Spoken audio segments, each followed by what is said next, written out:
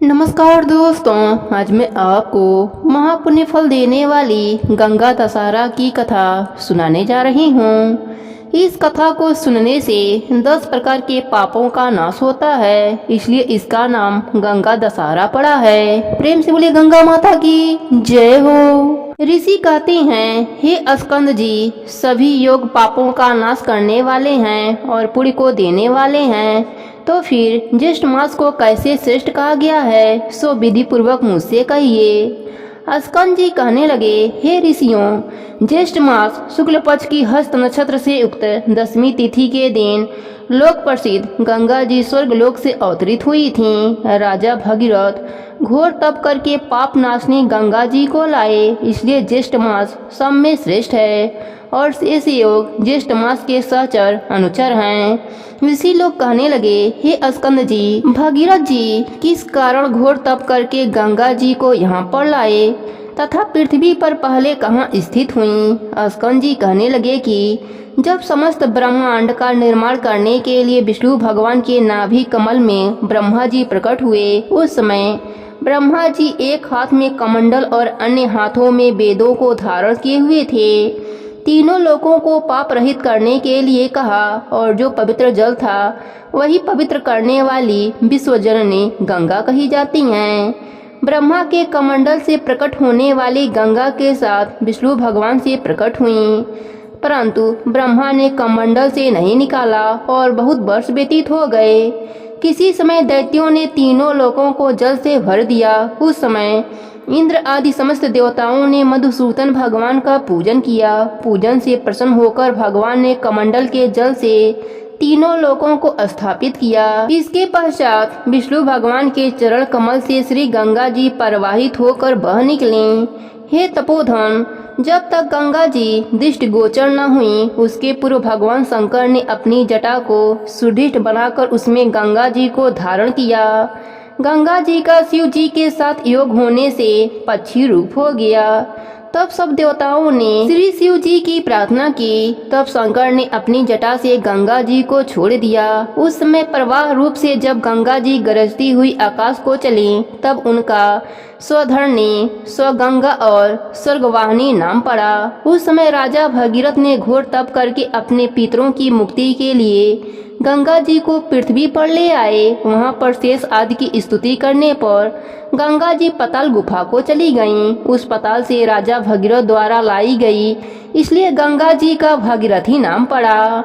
जब राजा जन्हू ने गंगा जी का पान कर लिया और उनको दक्षिण कान से निकाल दिया, तब उसका जगती तल में पुरुषा जाह्नवी नाम पड़ा। यही गंगा तीनों लोकों में भ्रमण करती हैं और तीनों लोकों की रक्षा करती हैं, इसलिए जगत में गंगा नाम त्रिपथा पड़ा। स्कंद जी कहने लगे कि हे ऋषियों, अब राजा भगीरथ जैसे गंगा जी को इस लोक में लाए, वह सब कथा मैं तुमसे कहता हूँ। आप चित्त को निश्चल करके सुनिए।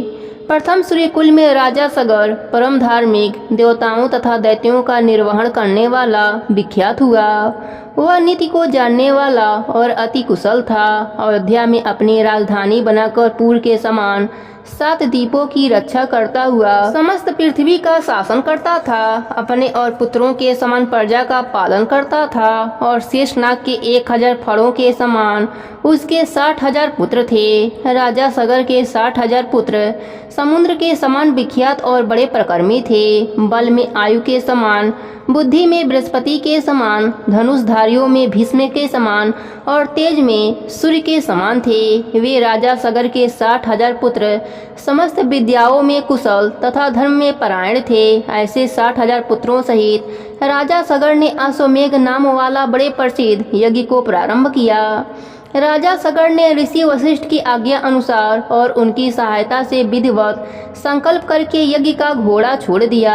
अनेक सेनाओं से सुशोभित सेनाचरों तथा वीर पुत्रों सहित यज्ञ का घोड़ा, जिसकी रक्षा के लिए राजा सगर के 60,000 पुत्र चल पड़े थे, अपनी इच्छा पूर्वक एक देश से दूसरे देश को जाता हुआ थकावट से युक्त वह श्रेष्ठ घोड़ा जिन जिन विख्यात राजाओं से पकड़ा गया, उन सब राजाओं को अपने बल से जीत कर और अपने शरणागत होने पर छोड़ दिया। इस प्रकार इस भूमंडल के समस्त राजाओं से कर लेके छोड़ दिया गया और उन राजाओं से कर में गधे, ऊंट, घोड़े, हाथी और गड्ढे आदि सब सामान एकत्रित करके अयोध्या लाया गया। इसके पश्चात यज्ञ की समाप्ति पर विधि पूर्वक ऋषि जनों को दक्षिणा दी और 10 दिशाओं में लाया गया सब द्रव्य वस्तु तथा अपने राष्ट्र का भी बहुत सा धन कामना रहित होकर ब्राह्मणों को दान में दे दिया। इस तरह राजा ने 99 यज्ञ किए। इतने यज्ञ होने पर और जब 100वें यज्ञ में एक यज्ञ बाकी रह गया तो स्वर्ग के राजा इंद्र चकित हो गए और घबराकर सोचने लगे कि अब मैं क्या करूं, कहां जाऊं, मेरी रक्षा कौन करेगा। राजा सगर के 100 यज्ञ पूर्ण होने पर वह अवश्य मेरा इंद्रासन छीन लेगा। ऐसा विचार कर युद्ध के लिए तत्पर हो गया और समस्त देव सेना लेकर पृथ्वी पर आ गया। सगर पुत्रों ने भी सहसा इंद्र को आए हुए देखकर यह निश्चय करके कि देवताओं का राजा इंद्र यज्ञ का घोड़ा हरकर ले जाने के लिए आया है। 60,000 राजा सगर के पुत्र इंद्र के पास आए और नमस्कार करके बड़े आदर और शांति के साथ वचन बोले कि हे स्वामी, हे सचिपते, यहाँ आपका आना कैसे हुआ। सगर पुत्रों के ऐसे वचन सुनकर इंद्र, जिनका ओठ क्रोध के मारे कांप रहा था, बोले कि तुम मेरा यह सब राज्य और इंद्रपद सब कुछ हरण करने की तैयारी कर रहे हो और अब बच्चों के समान श्रेष्ठ और मधुर वचन बोल रहे हो जैसे तुमको कुछ पता ही नहीं। ऐसा कहने पर सहसा देवता लोग शत्रु सेना पर प्रहार करने लगे। सगर पुत्रों ने भी युद्ध आरंभ कर दिया और भयप्रद तुमुल युद्ध आरंभ हो गया। वीर लोग बाणों से बाण, शस्त्रों से शस्त्र और प्रहार और निवारण करने लगे। युद्ध के कारण अति अंधकार हो गया और 10 दिशाएं वाणों से व्याप्त हो गई। अपने और पराये का कोई ज्ञान न रहा। इस प्रकार वे परस्पर युद्ध करने लगे। देवता लोग देवताओं को और सगर पुत्रों को मारने लगे। अपने पराये का कुछ भी ज्ञान न रहा। तब देवताओं के भय से सगर पुत्रों की सेना भयभीत होकर अपने प्राणों की रक्षा के लिए 10 दिशाओं की तरफ भागने लगी। फिर क्रोध से संतप्त होकर सगर पुत्रों ने दैत्यास्त्र को छोड़ने के लिए अपने धनुष पर चढ़ाया और यह देखकर देवसेना झट से भाग पड़ी। उस संग्राम में हाथी पर सवार केवल एक इंद्र और 60,000 सगर के पुत्र ही रह गए। ऐसा देखकर इंद्र उनके साथ युद्ध करने में अपने आप को असमर्थ देखकर वहां से भाग पड़ा। अति चिंता से व्याप्त इंद्र श्री विष्णु भगवान के पास गए। इंद्र के चले जाने पर सगर पुत्र और उनकी सेना अपने निवास स्थल को चली गई।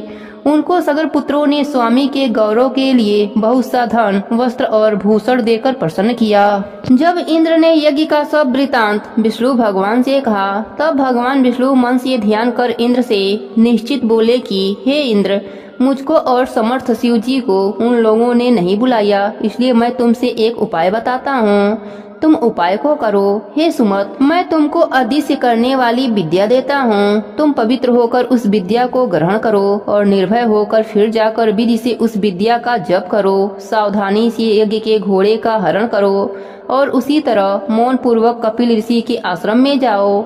सब देखकर यज्ञ के घोड़े को रखकर स्वर्ग में जाकर पूर्वत अपना काम करने लगो, अन्यथा यज्ञ के बल से बलावित होकर सब देखकर यज्ञ के घोड़े को रखकर स्वर्ग में जाकर पूर्वत अपना काम करो, अन्यथा यज्ञ के बल से बलवान्वित होकर सबको मारोगे।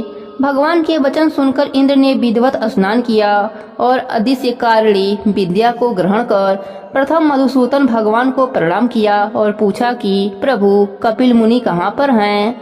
श्री विष्णु भगवान कहने लगे कि कलिंग देश से पूर्व की तरफ पृथ्वी के अंदर गुफा में कपिल ऋषि ने पाताल के समान खाना बना रखा है। उसी भूगृह में ध्यान अस्थिर होकर कपिल मुनि रहते हैं।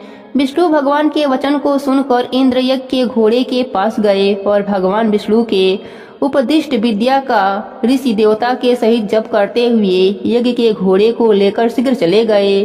परंतु यह वार्ता किसी को कुछ मालूम न हो सकी। एकांत में ध्यान मग्न कपिल मुनि को देखकर इंद्र ने विधि पूर्वक प्रणाम किया और यज्ञ के घोड़े को वहां बांधकर इंद्र अपने स्वर्गलोक को चले गए। परंतु मन में फिर भी शंका बनी रही।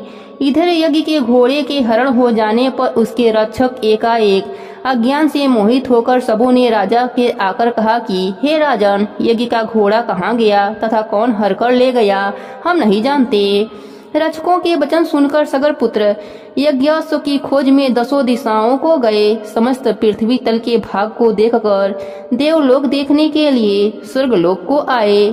इसके पश्चात नक्षत्र लोक गए, इंद्र की पुरी को गए। संशय में पड़कर व्याकुल सगर पुत्र इंद्र के प्रत्येक गृह में और दूसरों के गृह तथा नगर में अटारी, समस्त शाला, वन, उपवन, दिक्पालों के लोक, तदंतर ब्रह्मालोक, कैलाश, हिमवान तथा अनेकों मेरु स्थल, समस्त गुफा और शिखर, गंधर्वलोक, यज्ञलोक, तदंतर विष्णु लोक में भी गए। इस प्रकार सगर पुत्र सब लोकों में घूमे, परंतु यज्ञ के घोड़े का कहीं भी पता न लगा। फिर वह पताल के लोक में गए और 7 पतालों को देखा। फिर वह निराश होकर अपने शिविर में गए। सब दुखी होकर प्राण त्यागने को तैयार हो गए और सब काल से प्रेरित होकर पृथ्वी को खोदने लगे। अकस्मात उस बीवर से मिला हुआ 100 योजन के विस्तार में इंद्रालय के समान और मनुष्यों से रहित दिव्य गहरी गुफा को देखकर सबके सब उस गुफा में चले गए। वहां जाकर कमल की रस्सी से बंधा हुआ यज्ञ के घोड़े को देखा और वहां पर ध्यान में मग्न कपिल ऋषि को भी देखा, जो कि केवल मन से ही सृष्टि संहार, श्राप और अनुग्रह करने वाले हैं। कपिल मुनि के प्रभाव से उन मूर्ख सगर पुत्रों ने कपिल मुनि को चोर समझकर कहा कि इन्हीं ने घोड़ा चुराया है और अब भय से यहाँ ध्यान लगाकर बैठ गया। हम लोगों के भय से पृथ्वी के नीचे घर बनाकर ऋषि के समान बैठा है। इस दुष्ट को अच्छी तरह बांधकर राजा सगर के पास ले चलेंगे। यह कहकर उन सूरवीर सगर पुत्रों ने बड़ा कोलाहल किया और कपिल मुनि को बांध दिया तथा कुछ लोगों ने उन पर प्रहार भी किया। ध्यान को त्याग कर ज्यों ही कपिल मुनि ने उनकी ओर देखा, त्यों ही वे सगर के पुत्र कपिल मुनि की नेत्र अग्नि से जलकर भस्म हो गए। बील के द्वार पर स्थित सैनिक लोग विह्वल होकर और बील की उस अग्नि ज्वाला से संतप्त होकर राजा सगर को सब समाचार सुनाने के लिए गए और कहा कि आपके पुत्रों ने जब यज्ञ के घोड़े को कहीं नहीं देखा तो अपने हाथों से पृथ्वी तल को खोद डाला। उसके अंदर उस बील से मिला हुआ 100 योजन के विस्तार में एक गुफा मिली। उसके अंदर बहुत से सैनिकों सहित आपके पुत्र सब के सब चले गए और हम लोगों को बील के द्वार पर रोक दिया। कितने ही दिनों तक जब वह बाहर नहीं आए और हमको बील के द्वार पर खड़े रहने के कारण कुछ पता नहीं लगा कि वे अंदर क्या कर रहे हैं। इतने में ही पताल के समान वह बिल अग्नि से पूर्ण हो गया और हम लोग अग्नि ज्वाला से व्याप्त हो गए। फिर हम लोग वापस आकर समाचार आपसे निवेदन किया। हे राजन, उनकी क्या गति हुई? मुग्ध हो जाने के कारण हम कुछ भी जान न सके। उन सैनिकों के ऐसे वचन सुनकर पर्वत पर वज्र प्रहार के समान राजा सगर पृथ्वी पर गिर गए और मूर्छा खाकर मृतवत से लगने लगे। यह देखकर उनके आत्मज और सभी ऋषिगण हाहाकार करने लगे। इसके पश्चात राजा सगर को उठाकर उनके मुख कमल पर जल सिंचन करने लगे।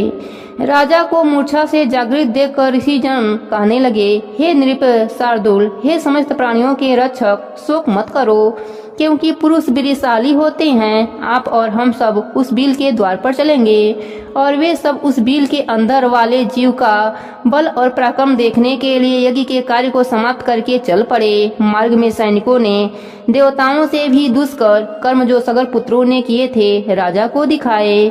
बिल प्रयत्न पृथ्वी का समतल तल भाग खुदा हुआ देखकर ऋषि लोग कहने लगे कि हे उपस्थित वृंद, आप लोग सुनिए। हम सब राजा सगर के भाव को समझ सकते हैं कि यह बड़ा भारी जो गढ़ा नजर आ रहा है सब समुद्र हो जाएगा। इस प्रकार विवाद करते हुए वह सब बीवर के समीप चले गए और उसके समीप सब सेना को खड़ी करके धर्मात्मा राजा सगर ऋषियों के साथ संयत होकर परम अद्भुत भ्रूगृह के अंदर गए। वह भूगृह इंद्रलोक के समान रत्नों से प्रदीप्त प्राणियों के सचार से रहित और सुंदर था, परंतु भस्म से पूर्ण था। राजा व ऋषि लोग देखकर क्रम से उस तेज पुंज के आगे चले गए। जलती हुई अग्नि के समान तेज से व्याप्त उनको देखकर, जो कि प्रज्वलितमान परमात्मा ध्यान मग्न और योग्य मग्न हैं, सब ऋषि आदियों ने कुछ देर बाद उनको कपिल मुनि जानकर नमस्कार किया। उनकी स्तुति करने लगे। वे कहने लगे, हे देव, आप नित्य हैं, नाश रहित हैं। हे परमानंद, आपकी जय हो। जगत के कारण रूप तथा मन से सृष्टि को संहार करने वाले आपको नमस्कार है। हे सत्य गुण को धारण करने वाले हरि स्वरूप आपको नमस्कार है, तथा तम रूप से स्थित शिव स्वरूप आपको नमस्कार है। हे अखिल लोक वंदना के योग्य, हे सुरासुर से पूजित चरण कमलों वाले आपको नमस्कार है। हे दया के सागर, संसार रूपी संसार में फंसे हुए हम लोगों की आप रक्षा करें। हे ब्राह्मणों के स्वामी, शीघ्र हम लोगों का उद्धार करें। शोक रूपी विशाल किनारों से रहित जल राशि में पतित इस पृथ्वी का उद्धार करें, क्योंकि हे दीन बंधु, आप ही आदि स्वरूप 12 रूपधारी हैं। इस तरह स्तुति करके राजा सगर पुनः शोक मग्न होकर और वर्षा काल में जैसे महान पाषाण गिरते हैं, पृथ्वी पर गिर पड़े। नेत्र खोलकर अपने सामने निश्चित रूप से पड़ित राजा सगर तथा उन ऋषियों को देखकर कपिल मुनि यह वचन बोले। कपिल मुनि ने राजा सगर और ऋषि गणों से पूछा कि आप लोग कौन हैं और यहाँ क्यों आए हैं तथा मेरे पास आने का क्या कारण है। वे लोग कहने लगे कि हे प्रभु, यह परम धर्मात्मा राजा सगर शोक और दुख से व्याप्त होकर आपके सामने गिरा है। इस राजा के दुख का कारण आप सुनिए। यद्यपि आप अखिल के ज्ञाता हैं, हे प्रभु, इस राजा सगर ने अपने 60,000 पुत्रों से युक्त होकर अश्वमेघ यज्ञ को आरंभ किया और इसने संग्राम में इंद्र को भी जीत लिया। जब यज्ञ आरंभ हुआ और 60,000 पुत्रों और बहुत सी सेना के सहित यज्ञ के अश्व को जग जीत पर छोड़ दिया गया, तब यह घोड़ा फिरता हुआ अकस्मात अदृश्य हो गया। उसके अदृश्य होने पर उन वीरों ने बिल प्रत्न त्रिलोका में उसको खोज किया और समस्त पृथ्वी तल के भागों को देखा। उसके पश्चात वे सगर पुत्र बीवर से संलग्न भूगृह में गए। हे मुनिश्रेष्ठ, इसके आगे का वृत्तांत हम नहीं जानते। इनकी बातें सुनकर समाधि के द्वारा सब समाचार जानकर कपिल ऋषि बोले, हे ऋषियों, इस कर्म को गुप्त रूप से करने वाला इंद्र है। यज्ञ के घोड़े को मेरे पास बांध कर वह स्वयं अपने लोक को चला गया। सगर पुत्र तथा राज्य मंत्री और अश्व के रक्षक मुझको चोर समझकर बांध दिया और मारने पीटने लगे। तदंतर मेरे क्रोध अग्नि से सब सगर पुत्र आदि जल गए। मैंने उनको जानबूझकर भस्म नहीं किया। ऋषि श्रेष्ठ, कपिल ने इस प्रकार कहकर अत्यंत दुख प्रकट करते हुए विलाप करके स्वयं अपने हाथ से राजा सगर को उठाया, अपने हाथों से उनके मुख कमल को पोंछा और मधुर वचन बोले, हे राजा श्रेष्ठ, भय मत करो, तुम अपने राज्य को जाओ। तुम्हारा सामा यज्ञ मेरे वरदान से पूर्ण हुआ। मेरे प्रताप से तुमको अश्वमेघ महेंद्र पद मिलेगा और इंद्र ने जो दुष्टता की है वह दुष्ट बुद्धि के कारण अहिल्या में उसकी कामुक्त बुद्धि होगी और गौतम ऋषि के श्राप से पर भगयोनि से चिंतित होगा। इस प्रकार राजा सगर को वर और इंद्र को श्राप देकर फिर राजा सगर से बोले कि हे राजन, तुमको एक प्रिय पुत्र की प्राप्ति होगी और उससे सत्या नाम की श्रेष्ठ पुत्री होगी और उससे बड़ा सूरवीर और सत्य पराक्रमी पुत्र भगीरथ नाम से विख्यात सूर्य कुल का भूषण उत्पन्न होगा। वह शस्त्र और शस्त्र विद्या में कुशल, नीतिमान, सत्यवान और पवित्र आचरण वाला होगा। वह समस्त पृथ्वी को जीतकर अति दुष्कर तप करेगा। तप के प्रभाव से गंगा जी को स्वर्ग से अपने पितरों के उद्धार के लिए लाएगा। उस गंगा जी के दिव्य जल बिंदु के स्पर्श से आपके पितर दिव्य देहधारी हो जाएंगे और तुम्हारे साथ विष्णु मंदिर वैकुंठ लोक को जाएंगे। पृथ्वी पर राजा भगीरथ से लाई जाने वाली श्री गंगा जी भागीरथी के नाम से प्रसिद्ध होंगी। महात्मा कपिल ऋषि के वचन सुनकर राजा सगर ने कपिल देव जी का ऋषि जनों के सहित पूजन किया और नमस्कार करके अपने नगर को आए। इसके पश्चात बड़े कष्ट के साथ कुछ समय बीतने पर एक अच्छे दिन मुहूर्त में सती सुभगा को पुत्र उत्पन्न हुआ। अनेक गुणों से युक्त दूसरे इंद्र का पुत्र के समान था।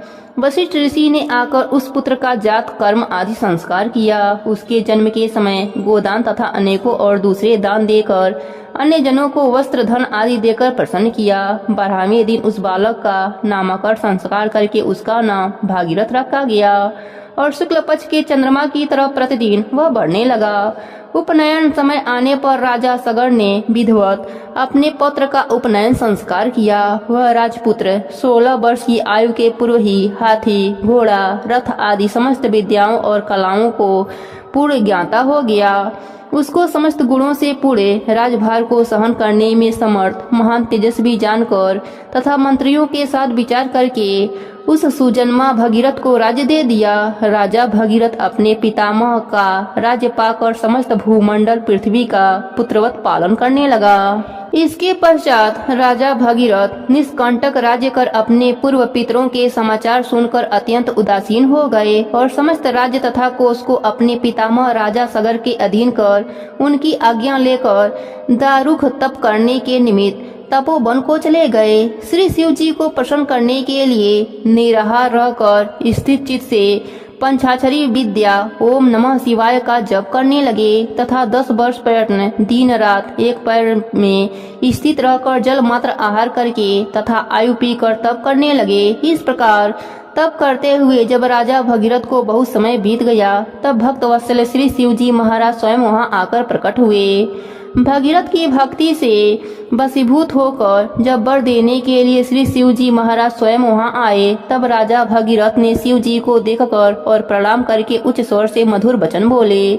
भगीरथ कहने लगे, हे शिव शंभु आपको नमस्कार है। हे सबको सुख देने वाले हे जगन्नाथ आपको नमस्कार है। हे विश्व के सर्वहार रजोगुण स्वरूप आपको नमस्कार है। हे पालनहार सत्व गुण स्वरूप आपको नमस्कार है। हे सबके पालनहार कर्मों के फलदाता भुक्ति योग्य पदार्थ और मुक्ति के दाता मन कर्म वचन स्वरूप ब्रहीभूत आपको नमस्कार है। वायु को अंदर रोककर ध्यानशाली योगी लोग जिन निहित शंभु को देखते हैं उन सदाशिव को सदैव नमस्कार है। इस प्रकार भगीरथ की स्तुति से प्रसन्न होकर शिव जी बोले कि हे राजन मैं तुमसे बहुत प्रसन्न हूँ, तुम वर मांगो। ऐसा सुनकर राजा भगीरथ बोले कि हे शिव यदि आप मुझ पर प्रसन्न हैं तो मुझको आप दृढ़ भक्ति प्रदान करें और पितरों की विशुद्धि के लिए सिद्धिता श्री गंगा जी को लाइए।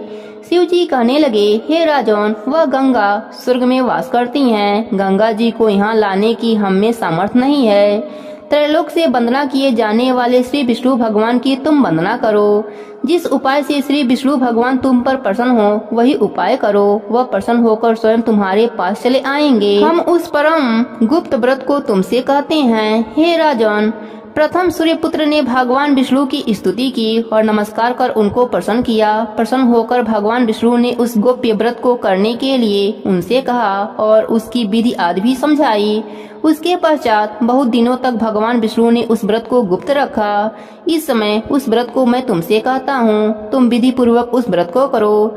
ज्येष्ठ मास में प्रातः काल उठकर विधि पूर्वक स्नान करो तथा वामन भगवान का पूजन करो। पंच अग्नि का सेवन, ब्राह्मणों को दही चावल का दान और श्रेष्ठ जल दान करो। इस प्रकार 1 मास तक व्रत करने से भगवान प्रसन्न होते हैं और समस्त पापों का नाश करने वाली उस स्वर्गवाहिनी गंगा को लाएंगे। श्री शिव जी के वचनों को सुनकर राजा भगीरथ ने शिवोक्त व्रत को किया। उस व्रत के अनुष्ठान मात्र से श्री विष्णु भगवान राजा भगीरथ के समीप आ गए। उन भगवान विष्णु की स्तुति तथा नमस्कार कर उनसे परम पावनी श्री गंगा जी के लिए राजा भगीरथ ने याचना की। विष्णु भगवान बोले कि हे भद्र भागीरथ तुम मंदाकिनी के पवित्र तट पर तुम मेरे साथ चलो। वहां चलकर जप हवन स्नान तर्पण ब्राह्मण भोजन और भक्ति युक्त चित्त से अनशन व्रत करो। इस प्रकार 1 वर्ष तक इस व्रत को करते रहो। पश्चात वह गंगा तुम्हारे साथ चली जाएंगी। भगवान विष्णु के वचनों को प्रमाण मानकर राजा भगीरथ ने विष्णु भगवान के साथ मंदाकिनी के सुंदर तट भाग में स्थित होकर विष्णु भगवान के कहे हुए व्रत का परम भक्ति से अनुष्ठान किया। तब श्री गंगा जी प्रसन्न हो गयीं और राजा भगीरथ के सामने सुंदर नेत्रों वाली स्त्री रूप में होकर प्रकट हो गयीं। यही त्रिपथा गंगा है। ऐसा जानकर भगीरथ ने उनकी स्तुति की और मंदाकिनी प्रसन्न होकर बोली कि हे राजन तुम मुझसे वर मांगो। ऐसे वचन सुनकर राजा भगीरथ बोले कि हे भद्रे मेरे साथ पृथ्वी पर पितरों की मुक्ति के लिए चलिए। भगीरथ को तथास्तु कहकर वह गंगा उनके साथ पृथ्वी तल को चली गईं। एकम के दिन प्रकट होकर दशमी के दिन प्रवाह रूप हो गईं और लोगों को पवित्र करने के लिए पृथ्वी पर अवतरित हुईं। तत्पश्चात भगीरथ ने श्री गंगा जी के दिव्य जल से अपने पितरों को प्लावित किया। गंगा जल से प्लावित वे सब भस्म राशि सगर के पुत्र दिव्य देहधारी होकर वैकुंठ लोक को चले गए। ज्येष्ठ मास में जो भी भक्त गंगा माता के महात्म्य को सुनते हैं उनके समस्त पाप नष्ट हो जाते हैं और अंत में वह भक्त यह लोक में सुखों को भोगता है और अंत में वैकुंठ लोक की प्राप्ति होती है। प्रेम से बोली गंगा माता की जय हो, विष्णु भगवान की जय हो।